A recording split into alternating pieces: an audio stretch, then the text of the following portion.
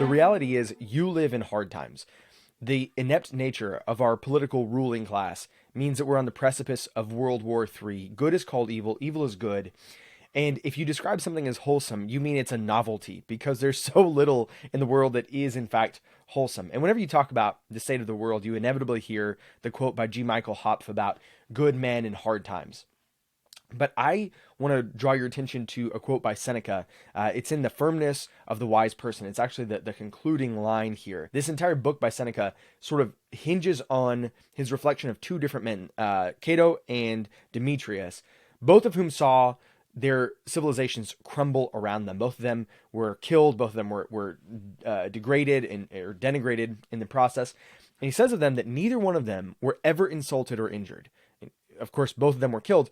So how could he possibly imply that? Well, we're going to get into that because it's important for us to learn to become people like Cato and Demetrius. He says it literally concludes his reflection with this line. It is to the interest of the commonwealth of mankind that there should be someone who is unconquered, someone against whom fortune has no power. Speaking of that kind of person, he says, it is not my object to decorate the wise man with mere imaginary verbal honors, but to raise him to a position where no injury will be permitted to reach him. Will there be no one to tease him or to wrong him? There's nothing on earth so sacred as not to be liable to sacrilege. So you're going to face the difficulties. You're going to be insulted and people will come after you. But he says that the invulnerable is not that which is never struck, but that which is never wounded. Continuing, because he knows how radical that sounds.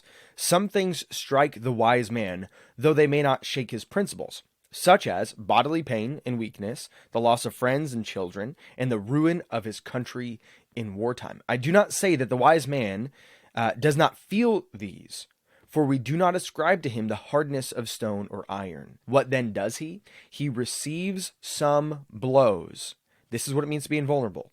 He receives some blows, but when he has received them, he rises superior to them, heals them, and brings them to an end. So then how does the wise man rise above these wounds? How does he heal them? How does he become invulnerable in that sense? Number one, he takes his hope out of fortune. He does not expect his joy. He does not allow his joy to come out of the fruitfulness of his labors. Rather, he places his joy and derives his meaning out of the meaningfulness of the labor itself. The labor, the good work that you're doing, that is the good end. You may not have a flourishing business. You may not have a flourishing family, but were you the man of virtue that you could have been in that circumstance? Were you faithful? Were you righteous? Were you just? Did you trust wholly in God? Or do you pursue things out of the flesh for your own vain glory? Are you putting all of your hope that one day you'll make a profit here and there? Or are you content that you lived a life of meaning in the midst of the difficulties? If you can find your joy and your peace and your happiness in what God has promised and what he guarantees and the things that are immutable and unchangeable, then all of the extras are just icing on the cake. You have air conditioning in your room right now, almost certainly. What a delightful bonus. You don't need that. You want that, and you are blessed by it. You don't need to have 3 changes of clothes, but you probably have far more than that. And so you allow yourself to be overwhelmed by your prosperity. And therefore, whenever some of that is stripped away, you were only ever thankful for it as an extra. It was never what you needed, and it was never where you derived your ultimate happiness from. It was not what you were placing all of your hope in. Then we derive our secondary joy from the things that we can control.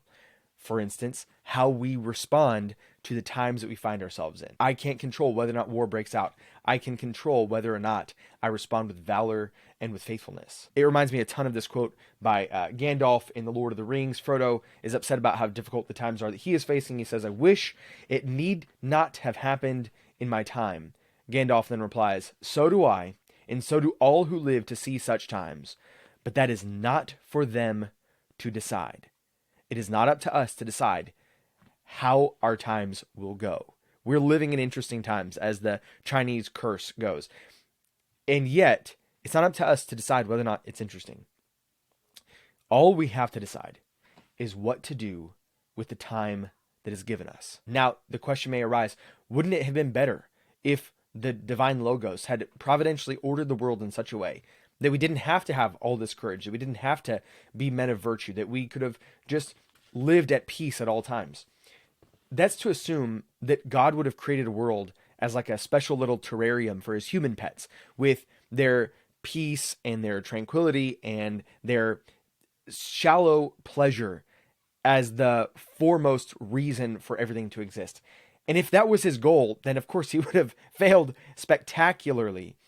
But that would have been worse, because we all know that a man who overcomes is better than a man who never has to overcome. I shall call him a brave man who war does not subdue, and the violence of the enemy does not alarm, not him who enjoys a luxurious ease amidst a slothful people. In other words, this is essentially self-evident. It's a tautology.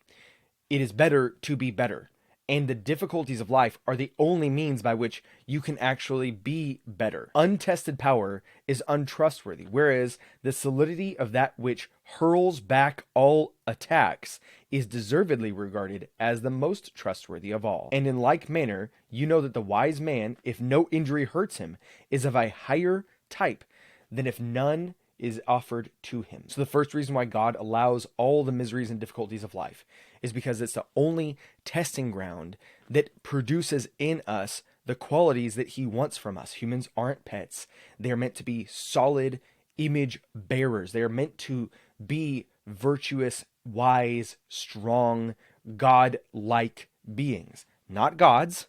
That's not New Age. We're not little deities, but we are meant to be reflections of him, not simply little itty-bitty little lapdogs that, are treated to all the finest fare. And the second reason why it's better to go through difficulties and be stronger on the other side, as opposed to never going through difficulties, is purely pragmatic. As the old saying goes, it is the weak men who make bad times. It is the strong men who make the good times. Again, going back to Seneca, he says, "He who makes himself a worse man does harm not only to himself, but all those to whom he might have done good if he had made himself a better one." So would it be nice if life was a little bit easier, if you couldn't be canceled or fired or kicked out of your college for believing that there's only two genders?